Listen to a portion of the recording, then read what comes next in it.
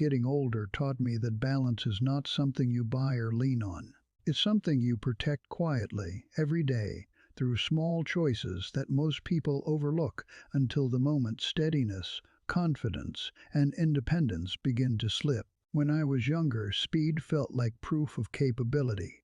Moving quickly meant I was still sharp, still independent, still myself. I rushed through doorways, turned corners without thinking, stood up and walked off in one motion. It all felt natural, effortless. And for a long time it worked. But aging rarely announces itself loudly. It whispers. One day I noticed that sudden movements felt different. Not painful, not alarming, just slightly off. A turn that once felt automatic required a moment of adjustment. Standing too quickly brought a brief wave of lightness. Nothing dramatic enough to complain about, yet enough to be noticed if I paid attention. At first I ignored those signals. Like many people, I told myself it was nothing. I kept moving at the same pace, trusting habit more than awareness. But over time I realized something important. Balance isn't lost in a single fall. It erodes quietly when the body is rushed faster than it's ready to go. Slowing down didn't come from fear. It came from respect. I began to treat transition standing, turning, reaching as moments that deserved attention, not caution exactly, just presence. I allowed myself a breath between movements. I let my feet settle before stepping forward. I gave my body time to catch up with intention. What surprised me was how much steadier I felt almost immediately. Not weaker, not older, just grounded. Moving more slowly didn't shrink my world. It sharpened it.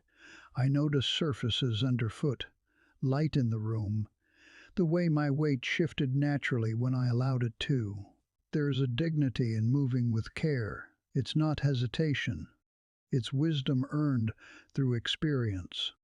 When I stopped racing myself, I stopped fighting my own body. Balance became less about control and more about cooperation. This habit didn't require equipment or instruction. It required listening. The body often tells us what it needs long before it demands it. Slowing down was my way of hearing that message while it was still gentle. And once I learned that rhythm, I carried it with me into everything else. Because balance, I learned, begins with how we choose to move through moments we think are ordinary. That awareness became the foundation for everything that followed. For many years, I thought of balance as something that came from the upper body posture, strength, willpower. My feet were just there to get me from one place to another. They did their job quietly, and I returned the favor by paying them almost no attention. That changed when I began to notice how much information the body gathers through the ground. Every surface sends a message upward. The feet and legs are constantly adjusting, correcting, stabilizing. When they are ignored, balance doesn't disappear suddenly. It fades gradually, like a signal losing strength. I started paying attention in simple ways. I noticed how my feet met the floor in the morning. I became aware of stiffness, not as a problem, but as information. I observed how my weight shifted when I stood still, how one leg sometimes carried more than the other without me realizing it. There was no dramatic routine, just awareness woven into daily life. Walking became less automatic and more intentional. I felt the ground instead of assuming it.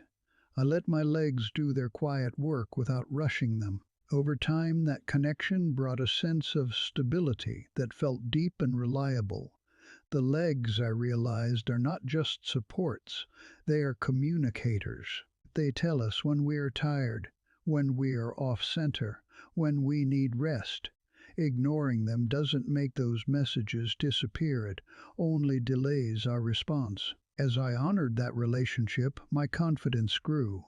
Not confidence in strength, but confidence in awareness. I trusted my body more because I was finally listening to all of it, not just the parts that demanded attention.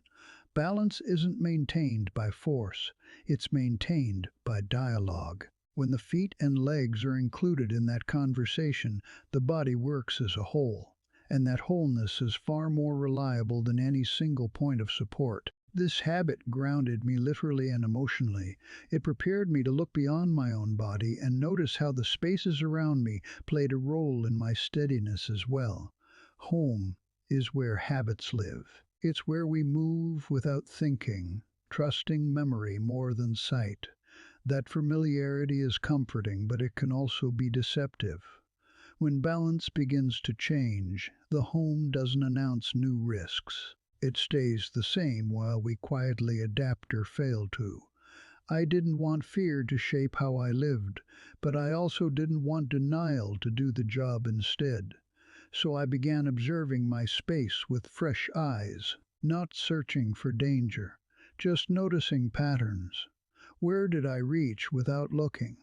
Where did shadows fall in the evening? Where did I assume stability without confirming it?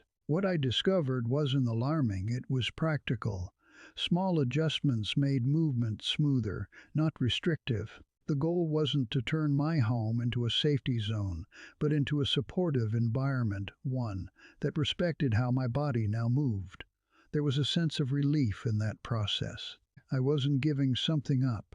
I was aligning my surroundings with reality. That alignment reduced strain on my attention and allowed balance to happen more naturally. A supportive home doesn't feel clinical. It feels considerate.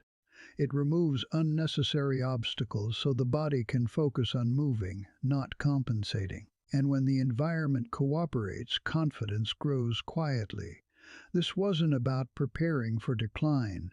It was about preserving ease. The home should be a partner in independence, not a test of it. When I made that shift, I moved with less tension and more trust, both in myself and in the space that held my daily life. That sense of ease carried into how I rested, how I woke, and how I began each day. Balance doesn't begin with movement. It begins before the feet touch the floor. I learned that on mornings when I felt unsteady, the cause often traced back to the night before. Poor rest doesn't just tire the mind, it dulls awareness. And awareness is essential for balance. Sleep became something I guarded, not rigidly, but respectfully. I noticed how evenings shaped mornings and how rushing into the day made my body feel one step behind. When rest was compromised, steadiness followed. Mornings, I learned, deserve gentleness. The body wakes more slowly than the mind wants it to. Allowing that transition created a calm foundation. I gave myself time to feel grounded before moving into activity, not as a ritual, but as acknowledgement. When mornings were unhurried, balance felt natural. When they were rushed, it felt forced. The difference was subtle but consistent. Protecting those early moments preserved not just steadiness, but clarity and peace. This habit taught me that balance is not isolated. It's connected to rhythms, sleep, waking, pacing. When those rhythms are honored, the body responds with cooperation rather than resistance. And with that cooperation came something deeper than physical stability.